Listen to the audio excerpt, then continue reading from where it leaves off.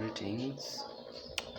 We are still continuing with our topic on how to write a research report, and actually with this topic, leaving alone the writing of the report, but it is going to help you gain the skills of how to come up with the research, like how to handle the whole research process.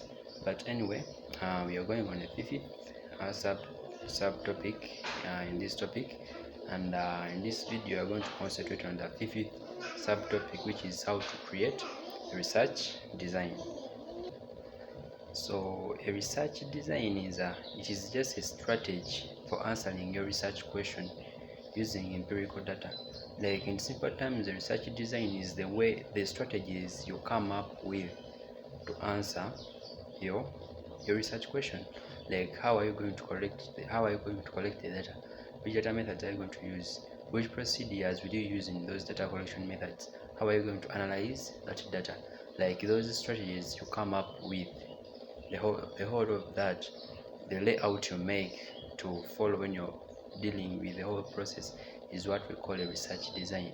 It is the design that it is like when you talk of an architecture design, is the design for a particular maybe house that they will follow while constructing that house. So it is the same thing. A research design is those strategies that you put to follow during your research process. So that's what we call a research design, and there are different designs depending on the type of data you're dealing with.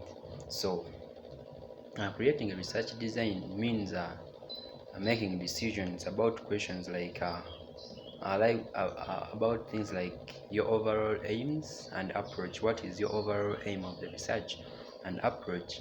Which type of research design will you use? Like you're going to look at the different types of research design. So you decide which, you ask yourself, or you make decisions about which type of design research design you will use. Then sampling methods or criteria for selecting subjects, and then you also look at the data collection methods.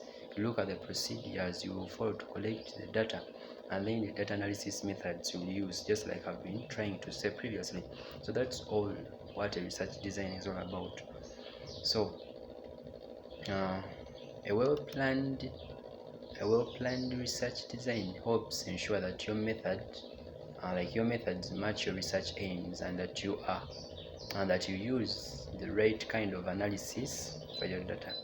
So you might have to write up a research design as a standalone assignment, like you do it separately, or you can also handle it like at the same time with the research proposal and the other projects. But in either case, you should carefully consider which methods are most appropriate and feasible for answering your research question. So I'm going to look at a number of steps that you will follow to come up with that you will follow to create a research design. So number one thing is that you will have to consider your aims and approach. Like what is the aim of your research? So before you can start designing your research, you should already have a clear idea of the research question you want to investigate. For example, we can have a question like how can teachers adapt their lessons for effective remote learning? Like in this situation we are in of corona, so we may ask ourselves, how can teachers adapt their lessons for effective remote learning? So there are many different ways you could go about answering this question, and your research design choices should be driven by your aims and priorities. So you start by thinking carefully about what you want to achieve, and that's what drives your research choices. So the first choice you need to make is whether you will take a qualitative or quantitative approach. You know that qualitative approach is where you use qualitative data, whereby the data that takes on the form of words. And if you take on the quantitative approach, it is data that takes on the number form, like numerical form. So you need to make choices. Which approach will I take? Will I take the quantitative or the quantitative? But all you need to know is that qualitative data or qualitative approach, it involves understanding the subjective experiences, beliefs, and concepts, gaining in-depth knowledge of a specific context or culture, and explore bring under researched problems and generate new ideas. That's kindly something you can do with the qualitative approach.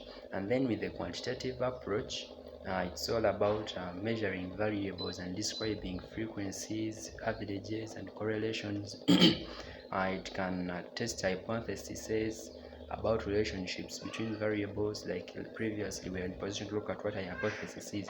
A hypothesis, like a hypothesis, we say a hypothesis is just a supposition. So a hypothesis test is just a quantitative, a statistical test of a statistical position on a certain population, like we looked at that earlier.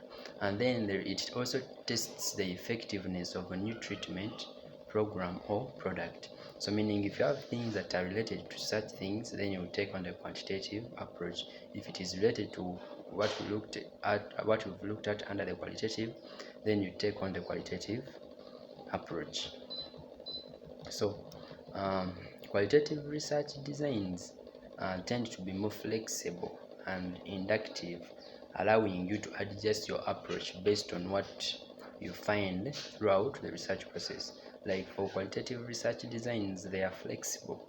Like you can change along the way. You can you can even use your own new ideas on how to do the things, which is not the case with quantitative. So an example of qualitative research we can have, let's say, if you want to generate new ideas for online teaching strategies, a qualitative approach would make the most sense. So when you're dealing with a research that is aiming to generate new ideas, experiences, and all of such, then qualitative approach is better. And you can use this type of research to explore what teachers and students struggle with in remote classes. And quantitative research designs, for quantitative research designs, they tend to be more fixed and deductive, with variables and hypotheses clearly defined in advance of data collection. So an example of a quantitative research we can have, let's say, if you want to test the effectiveness of an online teaching method, then a quantitative approach is most suitable. Like you can use this type of research to measure learning outcomes like grades, test scores, things like that. So it is also possible to use a mixed method design that integrates aspects of both approaches. That is by combining quantitative and qualitative insights. You can use both approaches, so you can gain a more complete picture of the problem you're studying, and you strengthen the credibility of your conclusions. So let's look at the practical considerations that you need to make when you're designing your research. So as well as scientific considerations, you also need to think practically when you're designing your research. Like you need to think, how much time do you have to collect data and write up the research? Like you consider, how much time do I have to collect the data and then write up the research? Then will you be able to gain access to the data you need? For example, let's say by traveling to a specific location or contacting specific people. And you also need to ask yourself, do you have the necessary research skills? Do you have, for example, statistical analysis or interview techniques? And you also need to need to ask yourself whether you will need ethical approval. So at each stage of your research design, make sure that your choices are practically feasible. So that is the first step, like identifying your aims and approach. What do you want to achieve in your research, and then which approach will help you achieve it. So at that stage you can choose either qualitative approach or quantitative approach, according to how you've seen what each of them is. Then step number 2, you will have to choose a type of research design. That's the second step. Choose a type of research design. So within both qualitative and quantitative approaches, there are several types of research designs to choose from, and each type provides a framework for the overall shape of your research. Like simply, we have qualitative approach and then quantitative approach, but each of these approaches have different research designs. Qualitative has its own types and then quantitative has its own types. So you choose from those depending on which approach you've selected at the first step. So let's look at the types of quantitative research designs. So quantitative designs can be split into four main types. We have experimental and quasi-experimental designs, and these allow you to test cause and effect relationships, while descriptive and correlational designs allow you to measure variables and describe relationships between them. So that are the types of research designs we have in quantitative. That is experimental, which is used to test causal relationships. It involves manipulating an independent variable and measuring its effect on an independent variable. Its subjects are randomly assigned groups and usually conducted in a controlled environment, for example, like a lab. And then a quasi-experimental design is used to test causal relationships, similar to experimental design, but for it there is no random assignment of subjects. Then it often involves comparing outcomes of pre-existing groups and conducted in a natural environment, not a controlled environment like the experimental. So then correlational, it is used to test whether and how strongly variables are related, and it is also used to measure. It is also used where variables are measured without influencing them. And then descriptive is used to describe characteristics, averages, trends, and others, and are also used for where variables are measured without influencing them as well. So with descriptive and correlational designs, you can get a clear picture of characteristics, trends, and relationships as they exist in the real world. However, you cannot draw conclusions about causes and effects. That's only for experimental and quasi-experimental. So one example of a correlational design, you could use a correlational design to find out if the rise in online teaching in the past years correlates with any change in test scores. So, but this design can't confirm a causal relationship between the two variables, uh, because any change in the test scores could have been influenced by many other variables, such as increased stress, and health issues among students and teachers. So implying that correlational designs are used to study relationships between variables, but that design can't confirm a causal relationship between the two variables, because any change in a particular variable can be due to many other factors that may lead to such a conclusion. Yeah, so then the other experiments. For experiments are the strongest way to test cause and effect relationships, just as we've been saying, without the risk of other variables influencing the result. However, their controlled conditions may not always reflect how things work in the real world. They are often also more difficult and expensive.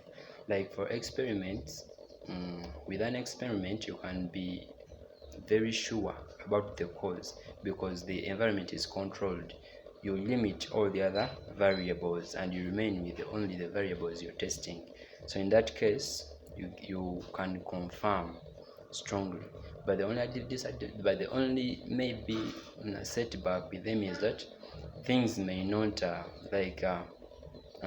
being that the environment is controlled, it may not reflect how things go in the real world, because in real world we are living real life. There is no, like, if it comes to online teaching, in an experiment you may control the other variables, but in real life it is life, they come in. So that's one thing about it.